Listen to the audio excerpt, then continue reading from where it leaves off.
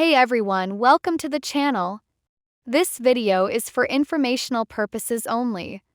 We are not affiliated with EA or UFC. Wondering how to download UFC 5 on your Android phone in 2025? Let's break it down.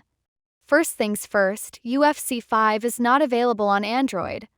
It's an EA sports game officially released only for PlayStation 5 and Xbox Series XS. That means there's no mobile version and you won't find it on the Google Play Store. Now, if you see APK files or sketchy websites claiming to offer UFC 5 for Android, avoid them. These are fake, and installing them can damage your phone or even steal your personal data. It's not worth the risk. Previously, EA had a mobile UFC experience called UFC Mobile 2, but unfortunately that game is being shut down in March 2025. After that, it will no longer be playable and no official UFC game will be available on Android, at least for now. So what can you do? Keep an eye out for any new UFC mobile games that EA might release in the future.